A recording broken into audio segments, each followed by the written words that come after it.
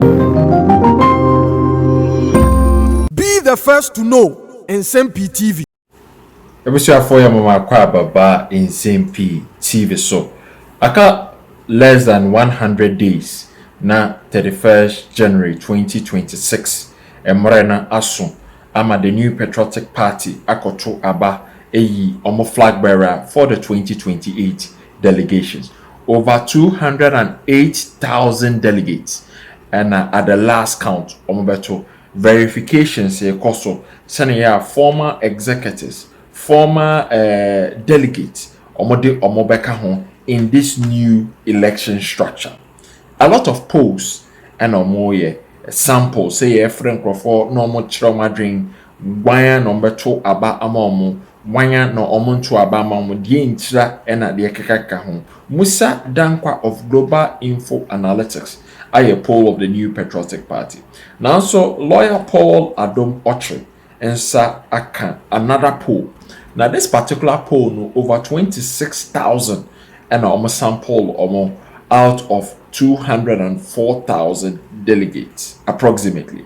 Now over 26,000 omunya the 19,000 and a dim komo and omo chere omadrin nipa ometo amba omo so omo decide yet and wana so omo nimpa so omo nka chere o sankrofoni na omo ni omo edi nkomo so ka sankrofo na 19,000 ho a results no aba na nipa oye behind sa poll we edi ane lawyer Paul Adomotre edi nkomo wana ne man sika ema ne koye se adwumade we daben no omo de ye this kind of analysis nina or their tudra in this particular editorial. Now Musa Dankwa poll no at the last poll no or really release Dr. Mahmoud Bawumia 57%, Kennedy Ohene Ejapon enya 29%, Dr. Yao Educhum enya 6%, Dr. Brian Echampon ebenya 5%, and engineer Kwabena Ejapon enya 3%. This particular poll 19,000 for Akasa as at September 2025. Yenkuti positions are in Penifone in this particular poll. Profile in a minute before I go on to the touch screen and then we deliver what we have to deliver. Dr. Duya has a very interesting profile, and tomorrow we'll put his profile on our Facebook page so that you can see it. So, is here. Dr. Evans Duya is a French and English trained business expert with over a decade experience in banking, finance, entrepreneurship, and business consultancy across Europe, North America, North Africa, and West Africa. He is a distinguished lecturer who doubles as the head of international relations and programs section at the Akenten Apia-Minkan University of Skills Training and Entrepreneurship Development is called AMSTED. Recognized by the Institute of Certified Chartered Economists ICC as the 2022 most influential young economist, Sub-Saharan Africa, and selected as a 2022 Mandela Washington Fellow by the U.S. Department of State. Dr. Duya's comprehensive qualifications include being a chartered accountant, chartered financial economist, chartered management accountant, and chartered investment analyst, and a member of the MIOD and CILG.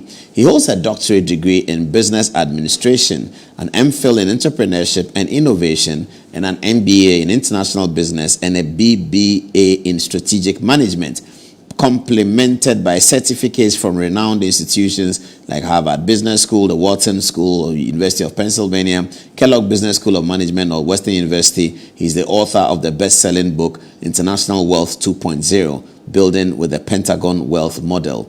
And that's Dr. PhD Evans Duya. Has the GH Tech confirmed your PhD? Yeah, it was confirmed. Did you submit it to them? Yeah, so you have. So we're not going to see something says Dr. Duya cannot use the word doctor. Stop using doctor before your name. So actually, you write a letter. So I think I did that in 2020. Yeah. All right. Your profile doesn't give the impression that you're a statistician, but the work that you've conducted, which we're about to review, is statistics. So this is the most important thing here, and I would say the same thing. I saw that normally when such polls are out, the first thing that they do is they compare with other people. Now, the very renowned poster that people mention, his name is a chartered accountant like I am. Musa Dankwa? Yes. He's not a statistician? He's a chartered accountant, so we are all chartered accountants. Okay. So the bottom line... Is there something about chartered accounting and polls? So we deal with numbers. So that's the most important thing. So accounting is actually about numbers. Finance is about numbers. So we're actually good with numbers. Do you know him? I don't have any relationship with him, but I know him. So we shouldn't be worried that you don't have a background in statistics and you've conducted polls? Not at all, not at all. I'm a researcher. We do a lot of research work. And I've done research work in the industry and I've done research work in academia. So I have both industry background and academic background. So I'll be inviting you to the touch screen, but before then, let me show viewers what we're dealing with over here. Okay. Viewers, thank you for staying with us. Yeah, let's get onto this. So we have two clear polls now, which are giving us varying outcomes, and they're all looking at the numbers, except that their database, their research base, in terms of the number of people they poll is slightly different, or perhaps not significantly different. We'll get to that in a minute. Now, to the left of the screen here is Musa Dankwa, my friend. You remember him? You remember Musa Dankwa? You do, isn't it? All right. This is Musa Dankwa, and this is Doc Duya in the studio. So on Mahamadou Bawumia, for instance, Musa Dankwa puts Mahamadou Bawumia at 57% from all the polls that he's conducted, including the latest one. We're dealing with the latest one. But Musa Dankwa had consistently had Mahamadou Bawumia up on the agenda, on the table. So he puts Musa Dankwa at 57%. Dr. Dia puts Mahamadou Bawumia at 40%. Is that a best case scenario, Doc, or is it a worst case scenario? It's the worst case scenario. We'll be discussing that best and worst case. So for Dr. Dia, he presents the data in a best case scenario and a worst case scenario.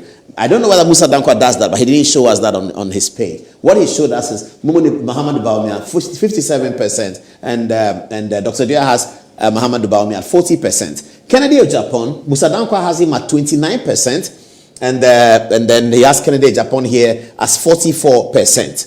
And then Dr. Osaya Oduchu, Musa Dankwa has him at 6%, Dr. Dia has him as 3%. Dr. Brian Achampong, Musa Dankwa has him at 5%, Dr. Dia has him at 6%. Kwabena Eje Japan, Musa Dankwa has him at 3%, and Dr. Dia has him at 1%. Musa Dankwa has something called undecided voters. Did you get it?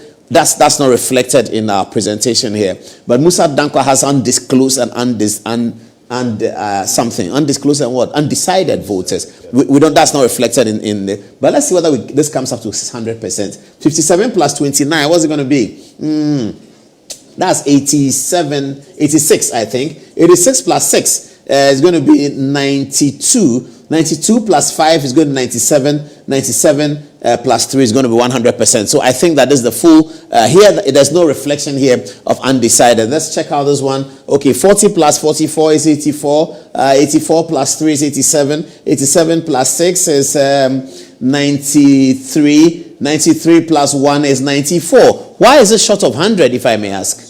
6% for undecided and undisclosed. Okay, you have 6% for undecided and undisclosed. Okay, yeah. So we're getting somewhere. So this is the discrepancy that we're going to try and we can't resolve it, but we're just going to get into Dr. Duya's mind to understand how he came to the conclusion. But we want viewers to see that this is where we are, and this is the same figures put differently. Mahamadou Bawumia at 57% for Musa Dankwa, Kennedy Ohene Japan at 29%, Osaya Oduchum at 6%, Brian Achampong at 5%, Kwabena Ayi comes up the rear at 3%. And so, okay, it's time now for me to invite you, Dr. Duya. Come up the touch screen. Let's deal with the matters in toto, as they say. Okay, so here are the candidates, Dr. Duya. Did you speak to any of them in terms of telling them you're doing a poll or indicating to them something about the results or something like that? No, so I've not. Do you know them? I know them. I know them. Who do you know better? Who do I know better? So I know Engineer Kwabena Japan. He was like a godfather figure for me. Also, he knows you? He knows me very well. Right. Personally, he knows me. I know Dr. Yao because of Ashanti region. I know him. Dr. Mahmoud Bawumia, I was actually seen declaring for him during December, campaigning with video. And you campaigned with Dr. Bawumia? I campaigned for him. You campaigned for him? I joined the campaign. The NPP campaign? Yes, and I have videos online where I'm actually vouching for him in 2024 December. And it's online. I put it just this December.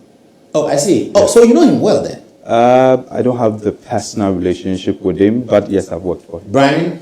Brian, I don't have any relationship with him. Brian is a lion of the Coal Mountains. Yes. Kennedy Japan? I actually met him for the first time in person in December when we were campaigning for Dr. Mahmoud Bawumia. And that was just a campaign trail.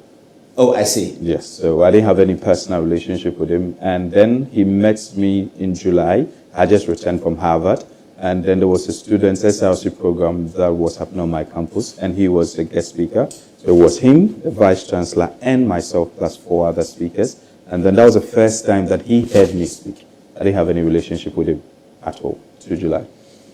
Okay, sample and data collection. Yes. So, first tell us, what's a sample size, as they say in statistics? Yes, so basically, if you look at the sample size, we are looking at the population. Mm-hmm. So as at 2023, the verified voters in 2023 was 204,893. The delegates vote of the NPP, 204,000 people. From the album, the official album. Mm-hmm. However, there is an amendment, but there is an ongoing verification for the new appointees, the former executives, the former appointees, and then the former executives, but they have not been added yet. Mm-hmm. So this one is as of 2023, and as of October, I put October there because there is a new addition that would be happening, but they're doing the verification. For the sample side, in August we did 20,000, which was 10%. Mm-hmm. And then for September and October, we did 26,000. Now, for percentage-wise, this is 12% for September, and we did 10% actually in August. You spoke to 26,000 people. So we sampled 26,150 delegates. Out of them, 6,282 were either unreachable or unavailable. Unreachable simply means that we called the number, couldn't go through.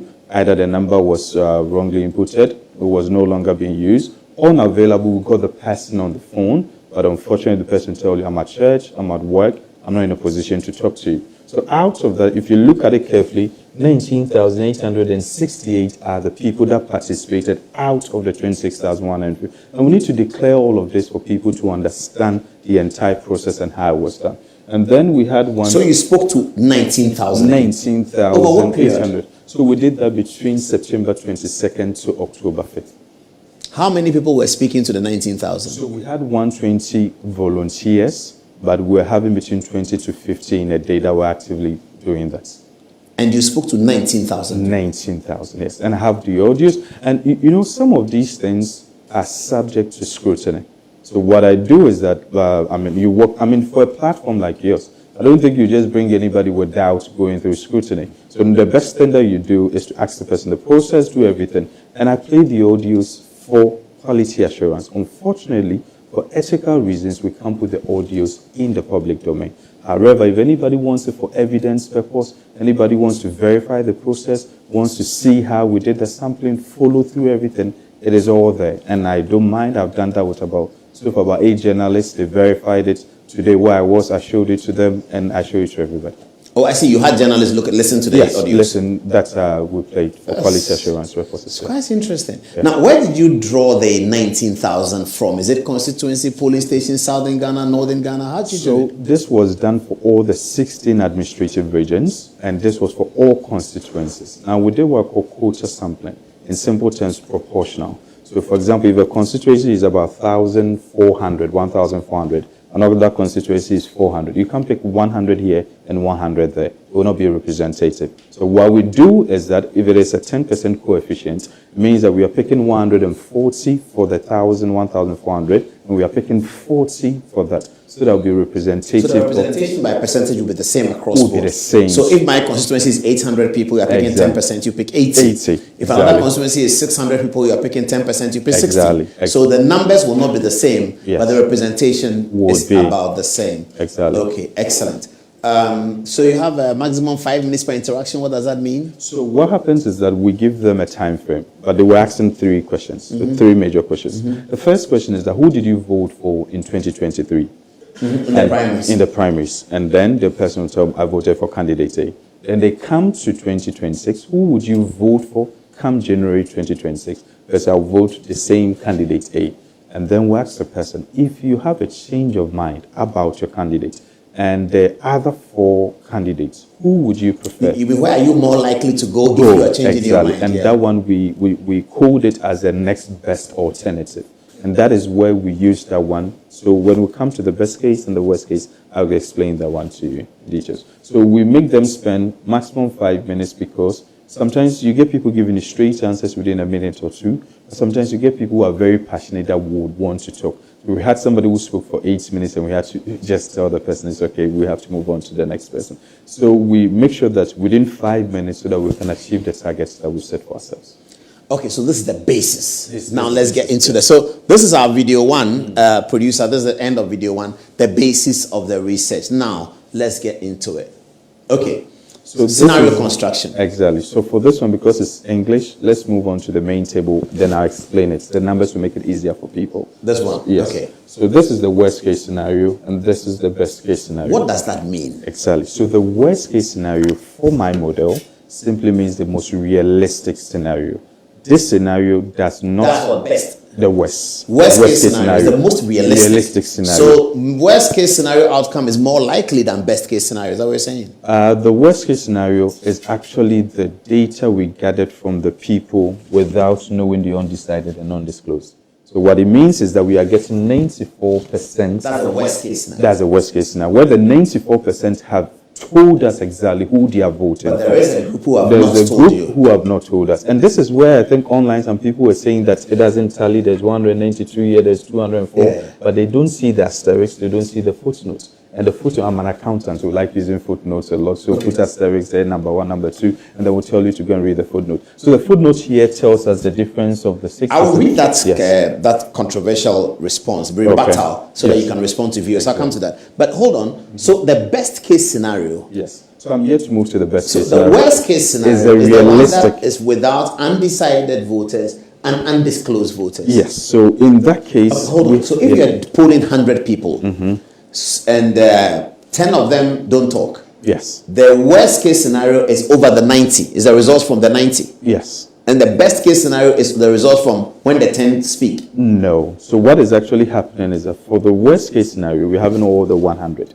In worst case, you have all the 100. All the 100. Best case, you don't have all the 100. I'm yet to even come to the best case. I'm still with the worst case. Once you understand, then I can proceed. Okay, what's the worst case? With the worst case scenario, with that 94%, what is actually happening is that 94% have told us exactly who they are voting for. Then there's 6%, which it means 6 of them, who are telling us, unfortunately, I can't tell you who I will vote for. Or I haven't decided. So that won't be undisclosed. The person is not comfortable telling us. And then there's those who are also confused about who they, and those are the undisclosed. So that's best case scenario. No, still with the worst case. Worst Case scenario. What's the best? But now when we move to the best case scenario, there are actually 3 variables that come to play. Variable number 1 is the undecided. Variable number 2 is the undisclosed. Variable number 3 is the next best alternative. So what do we do with the undecided and undisclosed? So we had about 12,000 for people that were undecided and undisclosed. What do? We put that data together. And then we do not want to assume, so for example, I heard from one of the other posters, some other posters saying that a number of undecided or undisclosed people would vote for this person. We didn't want to assume. So we picked that data again. Instead of the very first person that called that constituency, we give it to another person, a different person, to call them and see if some of them this time will move from undisclosed to disclosed and move from undecided to decided. Then we'll give it to a third, to a fourth person. By the time we are done with the fourth person, out of the 12,000, we're having about 3,000 now revealing who they are going to vote for. Now, because we are dealing with sampling, that 3,000 can be, and because we get a pattern within that 3,000, we can now extrapolate from that 3,000 all the way to that 12,000 that is undecided and non-disclosed, and say that 60% of these people are for this candidate A, 30% are for this. Then we can now apportion it. So that's how come, if you look at it, on this table, I did not include the undecided and undisclosed. But when you look at the report, when we even on the next page with the regions, you see the undecided and undisclosed. Which so is how many of them, what percentage of them did you get to talk? So actually what happened with it is that with the undecided and undisclosed, each one of them has a different variant. So we got 30% for undecided, and then we got 40% for undisclosed. Now the undisclosed people, majority of them is about the confidence they have with who they are talking to. Once they get to that point, they realize, oh, it's not another candidate's camp calling to know. Once they get to know, there is no fear revealing who. They are more likely to quickly let you know. The undecided, they are still in the process of deciding about who they want to vote for. So those people, we had 30 and then we had 40. When you are speaking to delegates in Zulu Hopper, do you speak Ewe? do your people speak Ewe to them? So that's very, so my personal assistant, Maxwell here, he speaks Ewe. Okay. And he and Emilia and other people who speak Ewe called those from voter. And then we had to get somebody from the north. And all these audios, I can review something. When you are speaking to delegates from Ladade to Point or do you speak in Ghana? So we had to get one or two people, but most of the times when you speak English, it goes with them. Where we think we get to a barrier, then we bring in a special person that can speak that language. When you are speaking to delegates in Ukugwa and Edukrom, do you speak Mente? So those people, 3 English majority worked around. Where we had a challenge was with some parts of the north and some parts of Volta, and we had to get people to assist with that. But the majority of the country, English 3 worked with them. When you are speaking to delegates in Tamale North, do you speak in Dagbani? So I think most of them, as far as Dagbani, we didn't have a problem with that. The English was okay with that. So in the worst case scenario, you say what? You got 44% for Kennedy Japan. Yes. 39% for Mahmoud Baumia. 6% for Brian Achampong. And 3%. So when you statisticians say that I've spoken to 19,000 people out of a potential of 200,000 that are going to vote, and you are making an extrapolation and a prediction, for me, a layman, 19,000 is a whole world away from 200,000. Yes. How do you make the determination? Is it human behavior? Is it sociology that because we all speak a certain language, we are likely to vote in the same way? Is it because we all eat the same food, we are likely to vote? I don't understand it. So what normally we say in research is, first and foremost, you state your biases, you state your limitations. And if you are stating your biases, the number one bias about some of this one is the non-response. The number one bias is that it's temporal, it's within a period. So this one is not predictive, it's a snapshot for September. So what is actually happening is that though we were able to talk to 19,000 people, there is homogeneity that we assume within the delegates. These are number one, NPP people. Number two, these are executives from the polling station all the way to the executives for the constituency. These are people that if you do random sampling and you get 1, 2, 1, 2, 1, 2 randomly, you begin to have an idea where the majority of them, their mindset goes. So the first thing about research is that your sampling technique is very important. And how we do this is that make sure that number one, it is representative, it is significant, and also ensure that you are getting it right with a random sampling so that there are no biases that will be. So for example, what we do is that we put it into the system, it pulls the random one out, then we get the album to get the face of who they are talking to. The reason why we use the album to give it to them, to get the face, is that if you're dealing with an adult, then you realize that for the adult, I would have to use this tone. You're dealing with a younger person so that you know who and how to approach the person. Okay, man and woman you would know. Yes, but their ages you might not know from the